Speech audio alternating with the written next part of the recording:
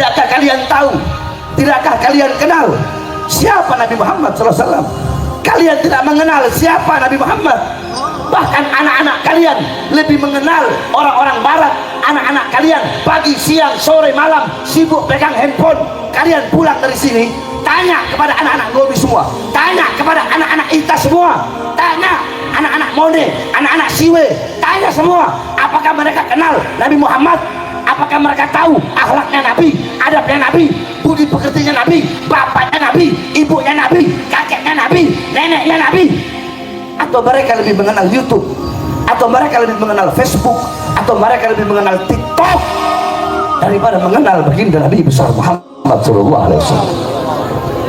Laqad ja'akum rasulun min anfusikum azizun alaihi ma anittum harisun alaikum bil mu'minina raufur rahim. Hei sekalian umat manusia, hei sekalian masyarakat Sape, telah datang kepada kalian seorang nabi, seorang rasul utusan Allah yang begitu cinta kepada kalian, yang begitu sayang kepada kalian.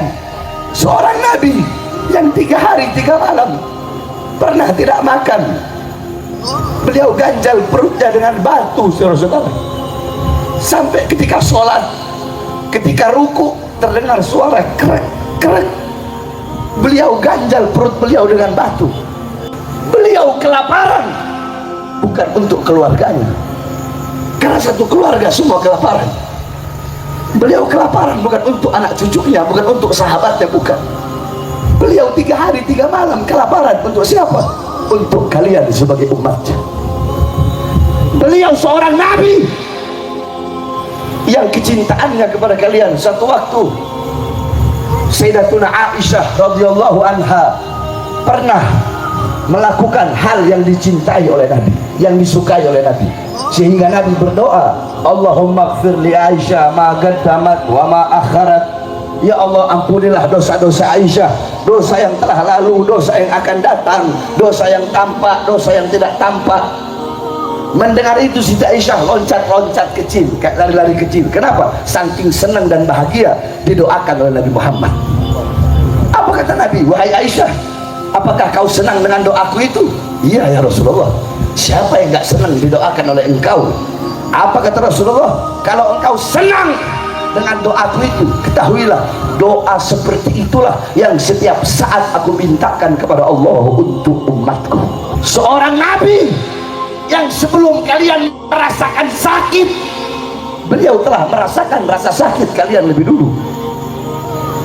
Sebelum kalian tersiksa, beliau telah merasakan rasa siksa kalian terlebih dahulu. Sebelum kalian menderita, beliau telah menderita lebih dahulu. Apakah ada manusia, bapak atau ibu kalian atau siapapun yang pernah berkata, lau yushaku ahadukum bisyaukatin fi rijlih la ajidu ala ma fi qalbi? Wahai umatku, wahai umatku, jikalau ada salah satu dari kalian yang kakinya tertusuk duri, pasti kalian merasakan sakit. Ketahuilah, rasa sakit duri yang kalian rasakan itu lebih sakit aku rasakan jauh di dalam lubuk hatiku. Seorang nabi yang pipinya pernah tertusuk tulang tembus sampai ke sebelah demi kalian. Seorang nabi yang gigi gerahamnya pernah patah. Kenapa? Berkorban agar Islam sampai kepada kalian. Seorang nabi yang di setiap peperangan para sahabat-sahabatnya gugur. Demi apa? Demi membelanya. Bagaimana Tolha bin Ubaidillah? Tolha bin Ubaidillah ketika perang, ada musuh Allah datang bawa pedang ingin menebas Rasulullah, dia kasih tangan kanannya, putus tangan kanannya. Datang lagi musuh Allah bawa panah ingin memanah Rasulullah, Tolha bela, dia bela Rasulullah, jangan sampai ada anak panah yang mengenai Rasulullah. Dia kasih dadanya, terkena ratusan anak panah. Datang lagi musuh Allah bawa pedang ingin menebas Rasulullah, dia kasih tangan kirinya, putus tangan kirinya, tangan kanannya putus, tangan kirinya putus, badannya terkena ratusan anak panah. Tiba-tiba ada musuh Allah yang bawa rantai, diputar-putar itu rantai, dilempar sehingga terkena dua mata rantai di pipi suci Rasulullah SAW. Melihat itu Tolha menangis. Kata Tolha, ya Rasulullah, maafkan aku tidak bisa mencegah datangnya itu ya Rasulullah, karena kedua tanganku telah putus ya Rasulullah. Aku pun tidak bisa mencabutnya ya Rasulullah. Izinkan aku mencabutnya dengan gigi-gigiku ya Rasulullah yang masih tersisa. Dicabut mata rantai satu, tercabut, rontok giginya Tolha. Dicabut lagi satu mata rantai, rontok giginya Tolha. Tolha itu yang laki-laki. Bagaimana perjuangan para perempuan-perempuan di zaman Rasulullah. Sumayyah binti Khabbab, seorang sahabat yang pertama mati syahid dalam Islam, ditusuk perutnya pakai tombak, keluar isi perutnya, dikubur setengah badan, dikubur setengah badan, disiksa panas-panasan, kehujanan, dipaksa keluar dari ajaran Nabi Muhammad. Ini perempuan. Apakah beliau lebih memilih kebebasan dunia daripada harus meninggalkan kecintaannya kepada Nabi Muhammad? Apa kata Sumayyah binti Khabbab? Silahkan siksa aku sampai mati, tetap aku tidak akan meninggalkan kecintaanku kepada Muhammad. Bilal bin Rabah, seorang budak, badannya dikasih batu besar, dipaksa keluar dari ajaran Nabi Muhammad, disiksa, dicambuk, dipukul. Apa kata Bilal? Lau gata'tani irban lamastattu illa hubban. Jangankan kalian siksa aku seperti ini, sekalipun kalian memotong-motong, mencincang-cincang tubuhku menjadi beberapa potongan untuk menghentikan kecintaanku kepada Nabi, semakin kalian potong maka akan semakin bertambah kecintaanku kepada Nabi Muhammad SAW.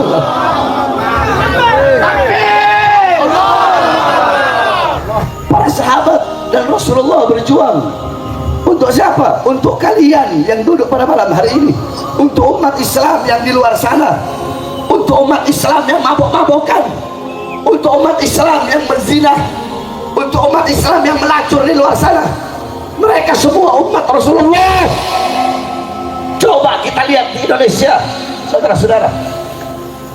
Kau lihat malam tahun baru, kau lihat malam Valentine, kau lihat hari-hari biasa malam minggu, yang paling banyak berbuat dosa, yang paling banyak berbuat maksiat, yang melacur, yang berzina, yang narkoba, yang mabok, paling banyak bukan orang Kristen, bukan orang Katolik, bukan orang Buddha, bukan orang Hindu, tetapi abnaul muslimin, putra-putri Islam, putra-putri kita yang paling banyak berbuat dosa. Kenapa? Karena kita sebagai orang tua tidak pernah mendidik anak-anak kita dengan pendidikan baginda Nabi besar Muhammad. Bahkan kalian tahu seperti apa kecintaan Nabi kepada kalian. Al-Imam Ali radhiyallahu anhu قال Inna Rasulullah sallallahu alaihi wasallam fi akhir nafsi harakat syafataihi marratain fa'algaitu sam'i fasami'tuhu yaqulu ummati ummati faqabila Rasul sallallahu alaihi wasallam. Saya sebenarnya paling tidak mau membahas ini saudara, karena saya paling tidak kuat kalau sudah membahas masalah ini. Al-Imam Ali bin Abi Thalib beliau berkata, di masa detik-detik terakhir wafatnya Rasulullah, beliau menggerakkan bibirnya dengan 2 kali gerakan. Aku dekatkan telingaku, aku mendengar beliau berkata, ummati ummati, umatku umatku, dan meninggallah Rasulullah sallallahu alaihi wasallam. Ketika itu Allah berkata kepada Jibril, wahai Jibril, turunlah engkau dengan Israel. Wahai Israel, engkau pasang muka yang paling bagus, yang paling indah dengan senyuman. Hari ini adalah hari perjumpaanku dengan kekasihku.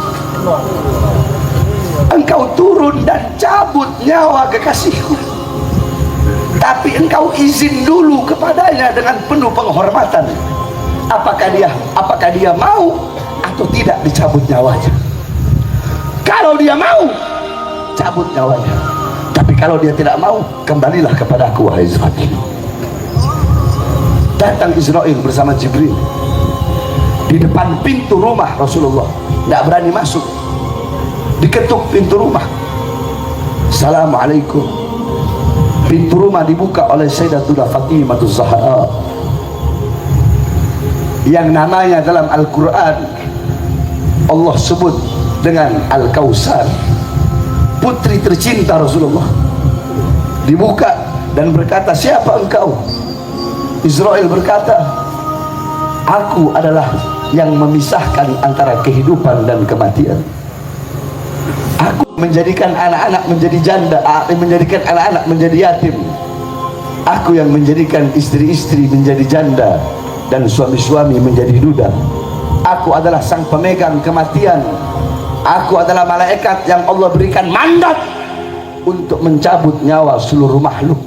Dan aku datang ke sini dengan kerendahan hati untuk mencabut nyawa makhluk paling mulia, yaitu Muhammad Rasulullah. Mendengar itu, Sayyidatuna Fatimah menangis ke pangkuan ayahnya dan berkata, wahai ayah, kau akan wafat, kau akan meninggal. Apa kata Rasulullah? Jangan kau bersedih, wahai anakku, jangan kau bersedih, karena setelah kematianku, engkau manusia yang pertama kali akan menyusulku, dan kelak di sorga engkau manusia yang akan pertama kali masuk sorga setelah aku.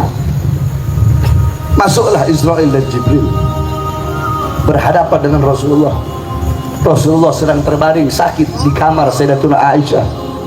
Di sebelah kanan Rasulullah ada cawan kecil berisi air. Rasulullah berkata, ya Khalil Jibril, wahai kekasihku Jibril, aku belum mau meninggalkan dunia ini kalau Allah belum memberikan jaminan kepada seluruh umatku. Pergi Jibril menghadap Allah. Jibril berkata, ya Allah, kekasihmu meminta jaminan untuk umatnya. Qala Allah, basyirhu ya Jibril, innahu awwalu nasin kharijum minal ardi idha bu'isu wa sayyiduhum idha jami'u. Itu jaminan dariku. Wa innal jannah muharramatun alal umam qabla an tadkhuluha ummatu. Sampaikan kepadanya, wahai Jibril, bahwasanya jaminan dariku untuk umatnya, sorga aku haramkan untuk dimasuki oleh siapapun sebelum sorga dimasuki oleh umatnya. Itu jaminan. Di saat detik-detik terakhir kematiannya masih memikirkan nasib kita sebagai umat, saudara-saudara. Maka Rasulullah berkata, alaan Quran ini, sekarang aku sudah bahagia, sudah puas, cabutlah nyawaku, hai Israil. Dicabut nyawa Rasulullah. Rasulullah melirih, dicabut lagi nyawa Rasulullah. Rasulullah melirih, ya Khalil Israil, wahai kekasihku Israil, apakah seperti ini rasa sakit dicabut nyawa? Israil berkata, ya Rasulullah, seperti inilah rasa sakit dicabut nyawa. Kemudian Rasulullah berkata, apakah rasa sakit seperti ini juga yang nanti akan dialami oleh umatku, yang akan dirasakan oleh umatku? Israil berkata, bahkan bisa lebih-lebih dari ini ya Rasulullah. Mendengar itu Rasulullah menangis. Mendengar umatnya akan merasakan sakit, Rasulullah menangis. Itu tangisan terakhir Rasulullah. Beliau mengangkat tangan dan berdoa kepada Allah. Doa yang menutupi wafatnya Nabi Muhammad, doa yang menutupi kepergian Nabi Muhammad. Apa doa beliau sebelum beliau wafat?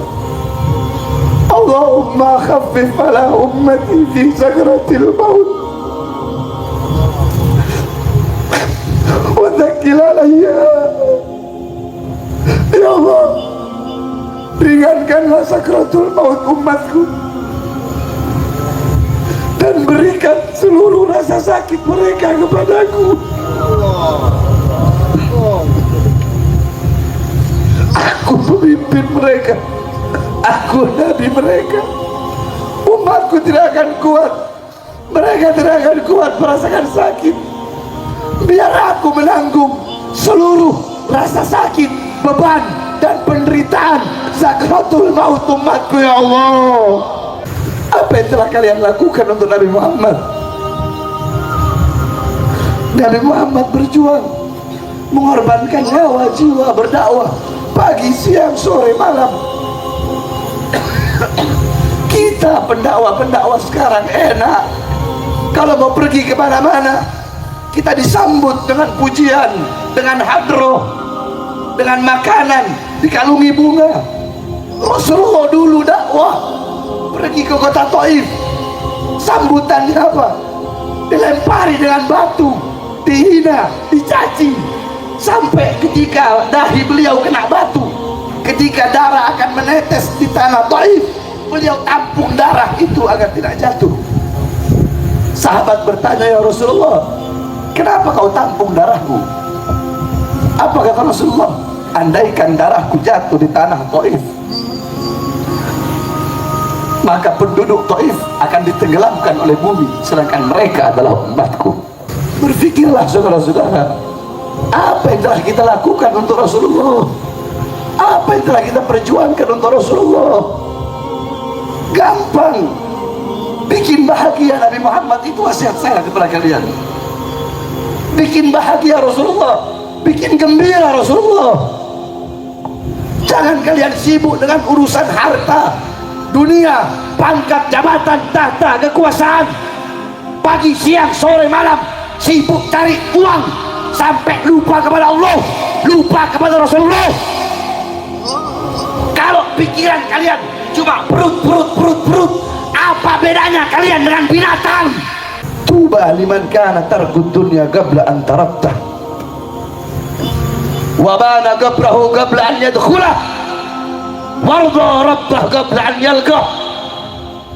Ini wasiat terakhir saya. Sungguh beruntung, sungguh berbahagia orang-orang yang meninggalkan dunia sebelum dunia yang meninggalkannya. Apa maksudnya meninggalkan dunia? Bukan berarti nggak kerja, bukan.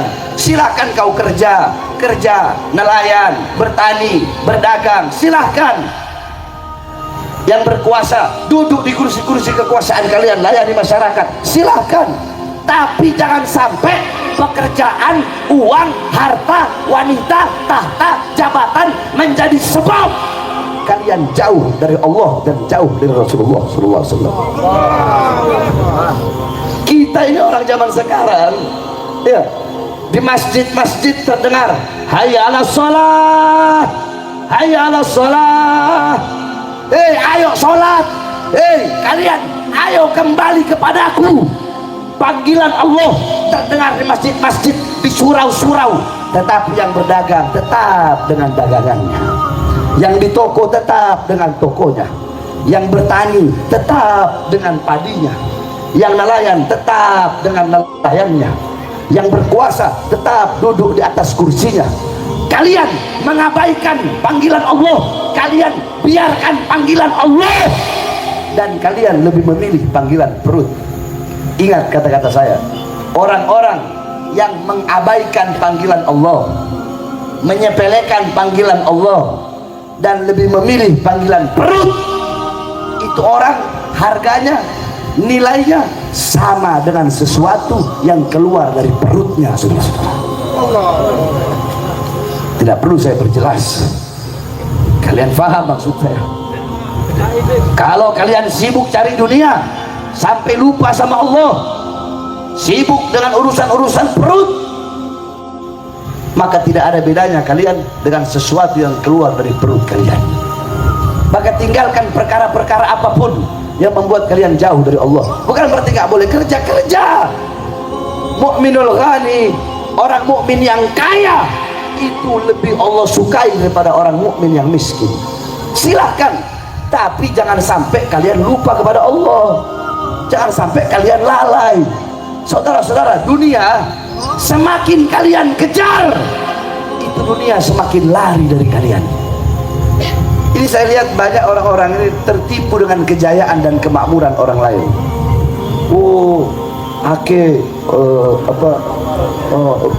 Ake kaya raya, irai boto pitie, irai haji akai pulang haji akai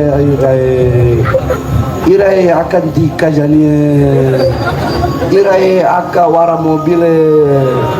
Jangan tertipu dengan kejayaan dan kemakmuran orang lain sebelum kalian tahu bagaimana keadaan itu orang kelak di akhirat. Kalian tahu bagaimana nanti dia di akhirat? Tahu nggak? Selamat atau celaka, bahagia atau menderita? Kalau kalian tidak tahu bagaimana keadaan kelak itu orang di akhirat, maka jangan pernah tertipu dengan kejayaan dan kemakmuran atau kekayaan yang dimiliki olehnya, saudara-saudara. Dunia ini bagaikan bayangan. Ibu-ibu, saya tanya, ibu-ibu bisa nggak ngejar bayangannya sendiri? Bisa nggak? Tapi kalau ibu-ibu biarkan, bayangan ngikut nggak? Ngikut. Itu dunia. Semakin kalian kejar, nggak semakin kalian dapat. Tapi kalau kalian tinggalkan, kalian mengejar Allah, dunia mengejar kalian. Kalian melayani Allah, dunia melayani kalian. Kalian mengejar Allah sambil merangkak, dunia akan mengejar kalian sambil berlari, saudara-saudara. Kenapa? Karena Allah udah bilang. Apa kata Allah? Ya dunia, ukhdumi man khadamani. Hei dunia, harta, pangkat, jabatan, layanilah orang-orang yang melayaniku. Sebaliknya, orang-orang yang melayanimu, mengejarmu, berbakti kepadamu sehingga lupa kepadaku, bikin hidup mereka susah. Jadi jangan kalian kira orang kaya itu hidupnya enak. Enggak, susah hidup mereka, saudara. Kenapa susah? Susah, takut kehilangan hartanya, masih mikir besok mau makan apa. Makanya beda sama orang-orang Dombojo zaman dulu. Orang-orang Dombojo zaman dulu saya lihat mereka pakai rimpu. Orang-orang Dombojo zaman dulu anak-anaknya banyak. Kenapa? Karena mereka itu keyakinannya sama Allah kuat. Mereka tidak khawatir besok mau makan apa. Yang anak-anak sekarang ini, kenapa kamu belum nikah? Awat ibu nikah gomi, ini tiwara pitie, goblok.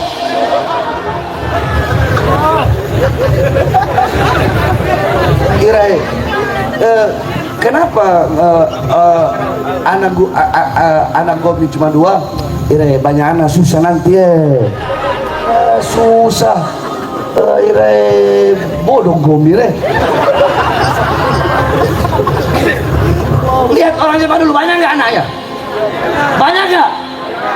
Banyak kan? Padahal mereka cuma nelayan, petani. Kenapa? Keyakinan mereka kuat sama Allah. Tidak ada dalam hati mereka kerisauan atau kekhawatiran besok ngahau. Nggak ada begitu. Yakin mereka kepada Allah kuat. Karena setiap rezeki itu sudah dijamin oleh Allah Subhanahu wa ta'ala. Sama seperti begini. Nahu Ita Ustadz Subhanake, kita bertiga mancing di pantai yang semalam saya pergi itu. Lalitri, mancing di situ. Kapalnya sama, satu kapal kita bertiga. Pancingannya sama, umpannya sama, lautnya sama. Dapat ikannya sama nggak? Ustadz ini dapat ikan 1, Ita dapat ikan 2, Nahu 4. Bune siwe, bune. Bukan istri 4, maksud ikan dapat ikan yang 4. Dapat ikan 4 maksud saya. Padahal semuanya sama, tapi rizkinya beda ya itu rizki sudah. Paham? Jadi jangan terlalu sibuk untuk mengejar sesuatu yang telah dijamin, tapi sibuklah engkau untuk mengejar yang belum dijamin. Apa itu? Surga. Itu orang berakal begitu. Saya tanya ibu-ibu, ibu-ibu punya pulpen ini semua. Nah, ini pulpen. Pulpennya ada dua, satu di luar, satu udah ada di saku. Yang ibu cari yang mana? Yang di luar atau yang udah di saku? Ini udah di saku. Nah, yang satu masih di luar. Yang dicari yang mana? Yang di luar dicari, masukin ke dalam, biar dua-duanya udah di saku. Nah begitu pun rizki ini udah di saku, maksudnya ibarat rizki itu pulpen yang udah ada di saku, udah dijamin sama Allah. Jadi biasa-biasa aja, jangan terlalu menggebu-gebu. Nah surga ini pulpen yang masih belum dijamin, ya harusnya bersungguh-sungguh mencari sesuatu yang belum dijamin. Sebelum apa? Sebelum dunia yang meninggalkan kita. Apa maksudnya? Sebelum mati, made gomi made. Loh kok bisa made, Beb? Yo, yang tua mati, yang muda mati. Bukan ke dalam Al-Quran 3 firman Allah mengatakan, satu ayat pertama kullu nafsin dha'iqatul, ayat kedua ada lagi kullu man 'alaiha fan, ayat ketiga kullu syai'in khaliqun illa wajha. Kita semua pasti mati, yang tua mati, yang muda mati, yang kaya mati, yang miskin mati, yang sehat mati, yang sakit mati. Syarat mati nggak harus sakit. Saya tanya, ada nggak di Sapri orang sehat mati? Banyak. Berarti syarat mati tidak harus sakit. Ada nggak orang masih muda, belum tua, masih muda, anak-anak dia mati, ada nggak? Berarti syarat mati nggak harus tua. Itu yang pertama. Yang kedua, wabana gabrahu gabla an yadkhulah. Orang-orang yang berbahagia, orang-orang yang beruntung adalah orang-orang yang membangun kubur sebelum dia memasukinya. Bukan berarti gali kubur, bukan. Itu perumpamaan. Maksudnya siapkan bekal-bekal untuk kau bawa dalam kubur. Ibu-ibu pikir dalam kubur suami bisa menemani ibu? Hah? Kalian pikir istri kalian, raimu bisa menemani? Terus si apa istri apa? Weimu bisa menemani gomi di kubur, kita kubur ya.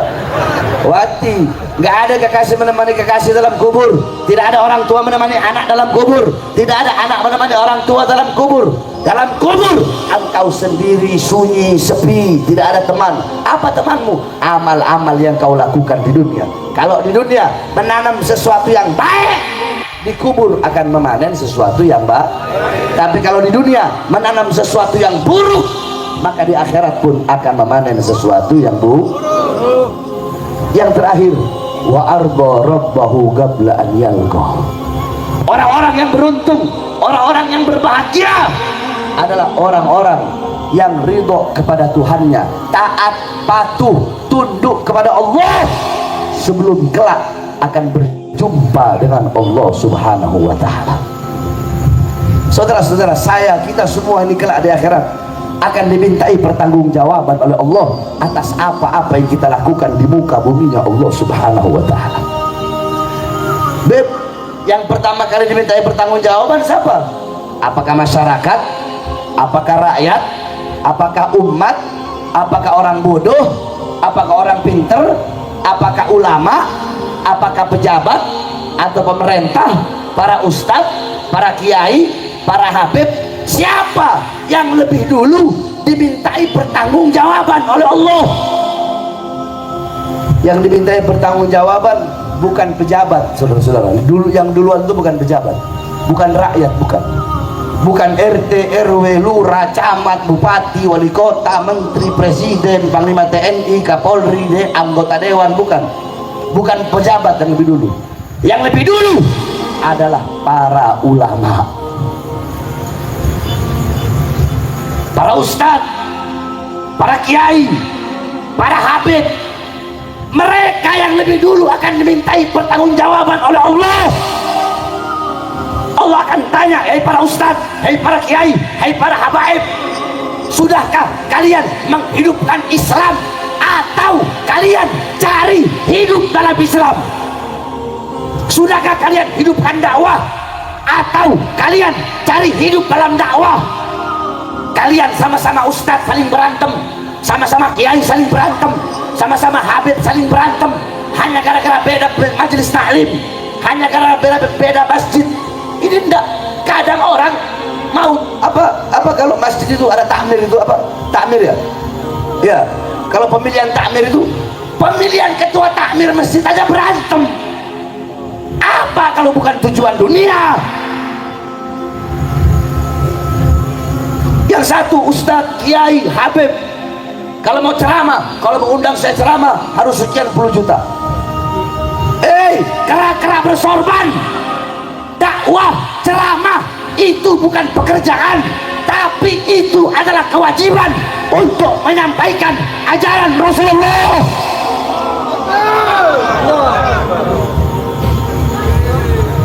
Makanya ulama zaman dulu mereka datang dakwah satu tempat, mereka yang ngasih uang, bukan mereka yang dikasih, saudara-saudara. Jadi yang pertama kali kalau ada pejabat bangsat sama ulama bangsat yang duluan masuk neraka. Paham? Paham? Nah, baru pejabat yang Allah tanya. Itu nggak ada urusan itu. Apa? Presiden? Nggak ada pangkat pada hari itu, nggak ada jenderal pada hari itu, nggak ada. Mau siapapun nggak punya pangkat pada hari itu. Allah yang berkuasa pada hari itu. RT, RW, lurah, camat, bupati, wali kota, menteri, presiden, kapolri, panglima TNI beserta seluruh jajarannya, ketua dewan, ketua MPR, ketua DPR beserta seluruh jajarannya, seluruh jajaran pemerintah akan ditanya satu persatu kepada Allah. Kalian aku berikan amanah untuk melayani rakyat, mensejahterakan rakyat, tapi rakyat kalian tipu, rakyat kalian bohongi, rakyat kalian dustai. Kalian bukan memakmurkan rakyat, kalian bukan memakmurkan rakyat, bukan mensejahterakan rakyat. Kalian colong uang rakyat, kalian maling uang rakyat, kalian korupsi uang rakyat, kalian pejabat biadab.